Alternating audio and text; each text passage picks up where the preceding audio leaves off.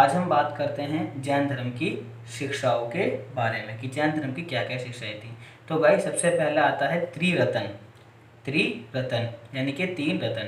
तो निर्वाण प्राप्त करने के लिए तीन साधन बताए गए थे। गाइस निर्वाण क्या है? निर्वाण का मतलब होता है संसार से मुक्ति पाना, यानी कि संसार के अंदर जो दुख हैं, सुख हैं, या संसार के अंदर जो भी चीज़ें, इन सबसे मुक्ति पाना ही निर्वाण कहलाया जाता है। तो निर्वाण को प्राप्त करने के लिए तीन साधन बताए गए थे: शुद्ध ज्ञान, शुद्ध चरित्र, शुद्ध दर्शन। तो ये तीन चीज़ें थे। शुद्ध ज्ञान होना चाहिए, आपका अच्छा चरित्र होना चाहिए, और साथ ही साथ अच्छा विचार। दर्शन मतलब कि आपके अच्छे विचार, अच्छी सोच होनी चाहिए, तो ही आप इस निर्वाण प्राप्त कर सकते हैं, मोक्ष प्राप्त कर सकते हैं। नेक्स्ट आता है घोर तपस्या। गाइस जो जैन धर्म के अनुयायी थे वो अपने शरीर को अधिक कष्ट देते थे और अधिक कष्ट देने में विश्वास रखते थे, और वो ज़्यादा से ज़्यादा घोर तपस्या किया करते थे। नेक्स्ट आता है हमारा अहिंसा। तो गाइस वो अहिंसा पर बहुत बल देते थे, किसी भी जीव को कष्ट नहीं देते थे। इसी वजह से इसका प्रभाव ये पड़ा था भारत पर कि बहुत सारे लोग मांसाहारी से शाकाहारी बनते चले गए थे। नेक्स्ट आता है ईश्वर में अविश्वास। तो जैन ईश्वर में विश्वास नहीं करते थे।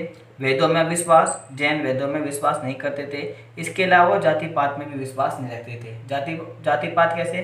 क्योंकि गाइस प्राचीन भारत में से हमने पढ़ा था हिंदू धर्म के अंदर कि लोगों को जात पात में तब्दील कर देता, ब्राह्मण, क्षत्रिय, वैश्य, शूद्र। तो वो इन चीज़ों में बिल्कुल भी नहीं मानते थे। कर्म सिद्धांत में विश्वास रखते थे, यानी कि जैसे कर्म करोगे वैसा आपको फल मिलेगा। तो अच्छे कर्म करोगे तो अच्छा, और बुरा करोगे तो बुरा। अब हम बात करते हैं जैन धर्म में श्वेतांबर एवं दिगंबर। गाइस आगे चलकर जैन धर्म के अंदर दो समुदाय बन गए थे, श्वेतांबर और दिगंबर। तो ये कैसे बने थे कि लगभग 300 ईसा पूर्व के आसपास मगध में 12 वर्षों का काफ़ी भीषण अकाल पड़ा।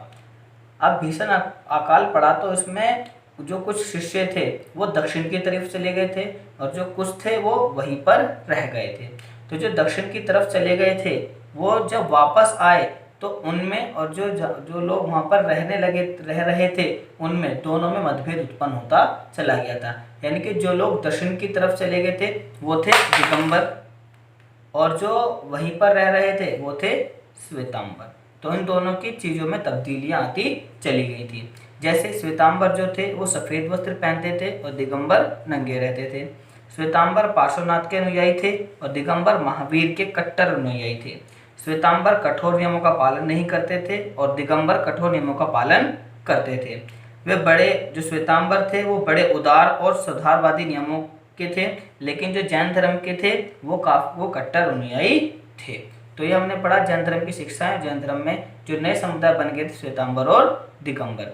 तो इस प्रकार से हमने जैन धर्म की जो बातें थी वो बताई हैं कि भाई जैन धर्म से किन किन टॉपिक्स पर क्वेश्चन पूछे जाते हैं। तो गाइस जैन धर्म की जो शिक्षाएं थी, जैन धर्म के संस्थापक कौन थे, तीर्थकर कौन थे, जैन धर्म में श्वेतांबर और दिगंबर कैसे बने, कौन थे, ये सब हमने इसमें हमने पढ़ा। अब हम बात करते हैं बौद्ध धर्म की। तो गाइस महात्मा बुद्ध को बौद्ध धर्म का संस्थापक कहा जाता है। महात्मा बुद्ध का जन्म 563 ईसा पूर्व में नेपाल के लुम्बिनी के कपिलवस्तु में हुआ था। इनके बचपन का जो नाम था वो सिद्धार्थ था, और इनके पिता का नाम शुद्रोधन, माता का नाम महामाया देवी था। गाइस जिन्होंने इनको जन्म दिया उनका नाम था महामाया देवी। ये जन्म देने के 7 दिन बाद इनका देहांत हो गया था। तो महात्मा बुद्ध का जो लालन पालन करा वो उनकी सौतेली महाप्रजापति गौतमी ने किया था। 16 साल की उम्र में महात्मा बुद्ध की शादी हो गई थी। उनकी पत्नी का नाम था यशोधरा, उनके पुत्र हुआ, उनका नाम था राहुल। तो गाइस अब हम बात करते हैं महात्मा बुद्ध की कहानी के बारे में कि जो उनकी जीवन की कहानी थी वो किस प्रकार थी। तो गाइस जब महात्मा बुद्ध पैदा हुए तो उनकी भविष्यवाणी की गई थी कि ये बड़े होकर काफ़ी बड़े ज्ञानी बनेंगे। इस बात से जो उनके पिता थे वो काफ़ी चिंतित होने लगे कि अगर ये ज्ञानी बनेगा, त्याग कर देगा घर का, तो राजपाट को कौन संभालेगा। इसीलिए वो उनको महात्मा बुद्ध को महल के अंदर ही रखते हैं, महल के बाहर निकलने नहीं देते, क्योंकि जब तक वो महल से बाहर जाएंगे नहीं तो उन्हें दुनिया के बारे में पता नहीं चलेगा। दुनिया के बारे में पता नहीं चलेगा तो उन्हें ज्ञान प्राप्त करने के लिए वो घर छोड़कर नहीं जाएंगे। तो आगे चलकर क्या होता है कि जब महात्मा बुद्ध बड़े होते हैं और काफ़ी समय तक महल के अंदर रहते हैं तो उनका मन में व्याकुल होता है कि वो बाहर निकले। तो वो महल के बाहर निकलते हैं। जब वो महल के बाहर निकलते हैं तो वो 4 लोगों से मिलते हैं। पहला जो मिलता है बूढ़ा मिलता है उनको, दूसरा मृत मिलता है, और एक बीमार व्यक्ति मिलता है, और चौथा मिलता है उनको सन्यासी। तो इस प्रकार से उन्हें 4 व्यक्ति, जब वो महल से बाहर निकलते हैं भ्रमण करने के लिए, तो उन्हें 4 व्यक्ति मिलते हैं, बूढ़ा, मृत, बीमार और सन्यासी। तो जब वो इन 4 को देखते तो उनके मन में सवाल उठने लगते हैं कि ज़िंदगी क्या है, सब कि इस जो ज़िंदगी है ये क्या है, इसका ज्ञान प्राप्त करने के लिए वो अपने घर का त्याग कर देते हैं।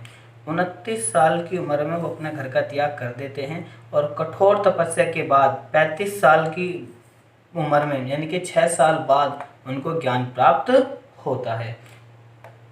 इस प्रकार से उन्होंने जीवन के बारे में बात बताते हैं कि भाई जीवन क्या है। नेक्स्ट हम बात करते हैं त्रिपिटक का। त्रिपिटक क्या है? बौद्ध धर्म के प्राचीन धर्म ग्रंथ हैं। सुत्त पिटक, विनय पिटक और अभिधम्म पिटक, इन्हें ही त्रिपिटक कहा जाता है। अब हम बात करते हैं कि बौद्ध धर्म के 2 प्रकार के अनुयायी थे। एक तो गाइस होते थे भिक्षु और भिक्षुणी। ये भिक्षु और भिक्षुणी क्या होते थे कि ये पूरे संसार को छोड़ दिया करते थे, मतलब घर का त्याग कर दिया करते थे, और संघ में आकर, मठ में आकर रहने लग जाते थे, और ये पूरे सन्यासी का जीवन व्यतीत करते थे। कौन? भिक्षु और भिक्षुणी।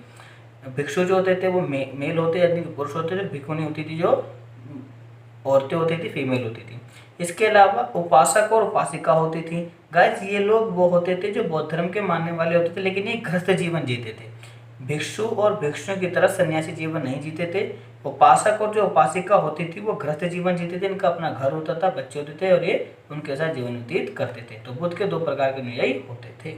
हम बात करते हैं बौद्ध धर्म की शिक्षाओं के बारे में कि बौद्ध धर्म की क्या क्या शिक्षाएं थी। सबसे पहले आता है झूठ ना बोलना, हिंसा ना करना, अच्छे कर्म करना, संगीत एवं नृत्यों में भाग नहीं लेना, असमय भोजन नहीं करना, असमय मतलब बहुत ज़्यादा मसाले वाला, इस तरह का असमय भोजन नहीं करना, सुखप्रद बिस्तर पर नहीं सोना, मादक द्रव्यों का सेवन न करना। मादक द्रव्यों का मतलब होता है गाइस जो नशीले पदार्थ होते हैं। इसके अलावा धन इकट्ठा करके नहीं रखना। ये बौद्ध धर्म की शिक्षाएं थीं। और जो बौद्ध जो मठ में जो लोग रहते हैं, यानी कि जो भिक्षु और भिक्षुणियाँ होती थी, उनको इन नियमों का पालन काफ़ी सख्ती से करना पड़ता था। अब हम बात करते हैं गाइस, महात्मा बुद्ध ने इंसानों के जो दुख हैं, यानी कि संसार के अंदर जो दुख हैं, उन दुखों का कारण जो बताया है वो बताया है मनुष्य की इच्छा को, कि अगर इस इच्छा है, मनुष्य की अगर इच्छा है तो उसे दुख होगा। क्यों? क्योंकि जब तक मनुष्य की इच्छा पूरी नहीं होती है तब उसे दुख होता है। इसीलिए महात्मा बुद्ध ने दुखों का जो कारण बताया है वो इच्छा को बताया है।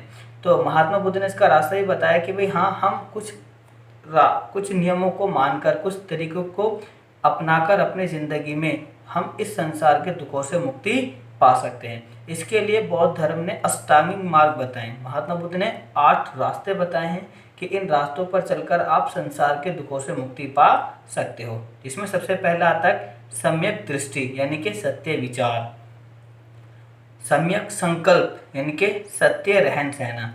रहन सहन का मतलब कि आपको दिखावे वाली ज़िंदगी नहीं जीनी है, बल्कि आपको जो असल सत्य है उसी के हिसाब से आपको रहना सहना है।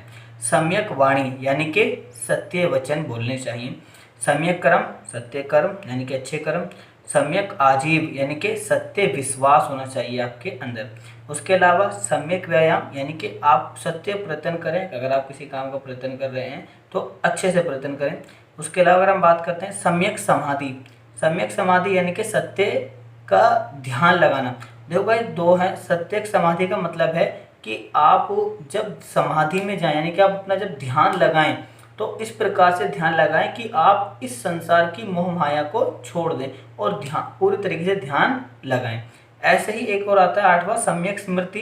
इसमें भी सत्य ध्यान है। सम्यक स्मृति का मतलब है कि आप ध्यान लगाते समय अपने मन के अंदर से जो बुरी चीज़ें हैं, बुरी बातें हैं, उनको निकाल कर ध्यान लगाना चाहिए। तो इन 8 तरीकों को अपनाकर आप इस संसार के दुखों से मुक्ति पा सकते हैं। महात्मा बुद्ध के अनुसार ये अष्टांगिक मार्ग थे और इनका पालन करना चाहिए। जो बौद्ध धर्म से जुड़ी हुई मार्गें थी उनमें आते हैं स्तूप। कैसे स्तूप क्या होते हैं? स्तूप बौद्ध धर्म से जुड़े पवित्र टीले हैं। इनमें बौद्ध के शरीर, जो महात्मा बुद्ध थे उनके शरीर के कुछ अवशेष अथवा उनकी जो प्रयोग की गई वस्तुएं थी उनको गाड़ा गया था। तो ये स्तूप होते थे। गाइस जो हमें स्तूप प्राप्त हुए हैं वो सांची का स्तूप जो काफ़ी अच्छी हालत में प्राप्त हुआ है। मध्य प्रदेश के भोपाल में सांची का स्तूप है। इसकी खोज 1818 में की गई थी। इसके 4 तोरण द्वार हैं। एक स्तूप और मिला था हमें आंध्र प्रदेश में, जो अमरावती का स्तूप था। लेकिन अमरावती का जो स्तूप था वो पूरी तरीके से नष्ट हो चुका था, क्योंकि वो सारा का सारा वो खत्म हो गया था। क्यों? क्योंकि अमरावती के स्तूप को जितने भी ब्रिटिशर्स या अंग्रेज लोग वहाँ पर गए, उन्होंने अमरावती के स्तूप के जो जुड़े हुए पत्थर थे या उनसे जुड़े हुए जो चीज़ें थी उन सबको ले आकर उन्होंने अपने संग्रहालय में लगा लिया या अपने घरों के अंदर शो पीस के तौर पर रख दिए। लेकिन जो सांची का स्तूप था ये बच गया था। गाइस, ये सांची का स्तूप क्यों बचा था? क्योंकि जो भोपाल की बेगमें थी उन्होंने उसमें काफ़ी उसको बचाने में काफ़ी योगदान दिया था। भोपाल की जो बेगमें थी, शाहजहाँ बेगम और सुल्ताना जहाँ बेगम, इन्होंने धन का अनुदान दिया कि जो सांची का स्तूप था उसको रखरखाव रखने के लिए धन का अनुदान दिया। उसके अलावा उन्होंने वहाँ पर संग्रहालय बनवाए, प्लास्टर प्रतिकृतियों से संतुष्ट किया। यानी कि जो ब्रिटिश जब इसकी खोज हो गई थी सांची के स्तूप की, तो जो ब्रिटिश थे वो उसके हिस्से को, जैसे जो उसके तोरण द्वार था, उसके 4 तोरण द्वार थे, उसमें से 3 तो सही हालत में थे, एक गिरा हुआ था। तो अंग्रेज लोग उसे ले आना चाहते थे, लेकिन उन्होंने क्या करा, बेगमों ने प्लास्टर की प्रतिकृतियाँ बनाकर उनको दे दी थी, बल्कि रियल को ले जाने नहीं दिया था। उसके अलावा उन्होंने अतिथिशाला बनवाए थे। गाइस, पार्ट 4 हमने कंप्लीट कर लिया है। इसके जितने भी महत्वपूर्ण टॉपिक्स थे वो हमने पढ़ लिए हैं। किसी भी टॉपिक में आपको कोई डाउट हो तो आप मुझे कमेंट कर सकते हैं। वीडियो कैसी लगी ये भी आप मुझे बताइए, और वीडियो को ज़्यादा से ज़्यादा लाइक करें और शेयर करें, क्योंकि जब आप शेयर करोगे तो इससे आपका भी फ़ायदा होगा और आपकी जो भी आपके फ्रेंड्स हैं, रिलेटिव हैं, उनका भी बेनिफिट होगा। हिस्ट्री से रिलेटेड आपकी कोई भी डाउट्स हो तो आप मुझे कमेंट में पूछ सकते हैं। Thank you.